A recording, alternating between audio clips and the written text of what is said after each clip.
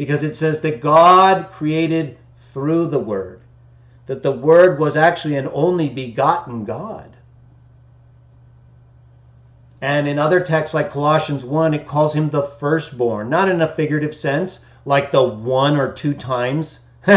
Firstborn is used figuratively. Firstborn is almost always used in a literal sense, and when it's used of actual people in a filial context, it is actually literal. It's defined for us in Deuteronomy 21:17 as the beginning of one's generative power, which is why Jesus is called the monogenes, the only generated, only begotten, uniquely begotten God. He's the beginning of God's generative power. He's the firstborn, not figuratively. He's not God who's taking on the title of someone else who's really God's first creation. And first creation, protoktistos, which some believe Paul would have used in Colossians 1:15 if he meant first created, isn't really what anyone is talking about when we talk about birth. Do you refer to your child as your creation, or as your begotten, your born, your firstborn if they're born? First creation or firstborn? We always call them firstborn, even if we mean by that a start to life. So it's nonsense when people say another term would be necessary, especially when that term was not even in use during that time, and when the term used suffices. Not only suffices because of the numerous, overwhelming majority of cases in which it clearly means firstborn. It's actually defined for us. Deuteronomy 21:17. You couldn't get any more assistance from the text than that. And yet people will throw that out, run to a figurative text, and apply it to Jesus as if that's what's meant. That would be like me going to a text like where it refers to God as their belly. Figuratively in the Bible, it refers to people's God as their belly. Well, the next time a Trinitarian brings up John 1:1, you know what I'm going to do? Or if they pull the whole they try to use like a figurative reference for firstborn for a literal reference for firstborn. They do that. I'm going to say, well, you know what? In John 1:1, God there for the word is just figurative. It refers to a figurative reference. He's not really a God there in the sense that the God he's with is there. Why do I know? Well, even your belly is called a God. Even a person's belly is called God.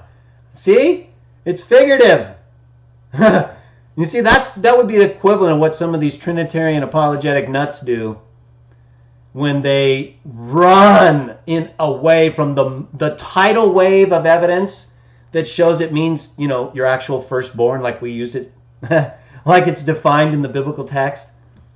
Deuteronomy 21:17. He's called that in literal references without any figurative context. Hebrews 1:6, Colossians 1:15. Nothing figurative at all about those. Yet people will try to apply figurative uses to it. Next time they do that, I'm just going to say John 1:1, theos for the word is figurative. And I'm going to let them prove it's not, right?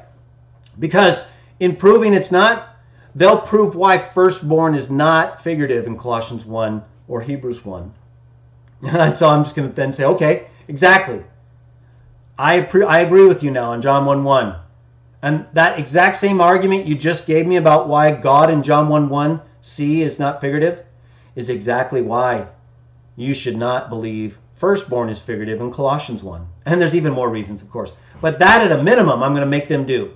Because they're doing that to us in these ridiculous ways, having us try to prove something that's obviously not figurative in any contextual way or reference. They're basically trying to get us to prove it's not when it obviously is. It's almost like a flat earth argument. Either way, they don't ever prove that there's a figurative context, a non-literal application of Jesus as firstborn in Hebrews 1 or Colossians 1. Yet, those two references of him as the firstborn are essentially equivalent to monogenes theos, right? At least in the sense that he's firstborn because he's the beginning of God's generative power, right? That's what firstborn means. Deuteronomy 21:17. Well, generative power is what monogenes means. He's your first. He's your only. He's your only begotten or uniquely begotten. There's a couple of ways that can be used, but it's still begotten. But like with Abraham, it can be applied to someone in a literal sense without having only one child, because of the unique sense in which he and Sarah had Isaac.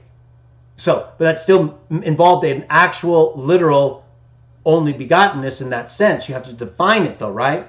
Contextually. And so it can be uniquely born in that way. The same with Jesus. God has other sons, but they're not uniquely born in the sense that he is as the first.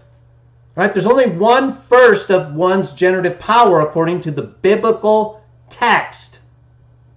These terms, firstborn, only begotten, are used for us. They're meant to convey to us who use these terms what the relationship is between God and his Son in the divine realm. It couldn't really be any more clear, as I've said many times. We'll run out of terms to use or ways to describe this relationship if we don't accept what's already given.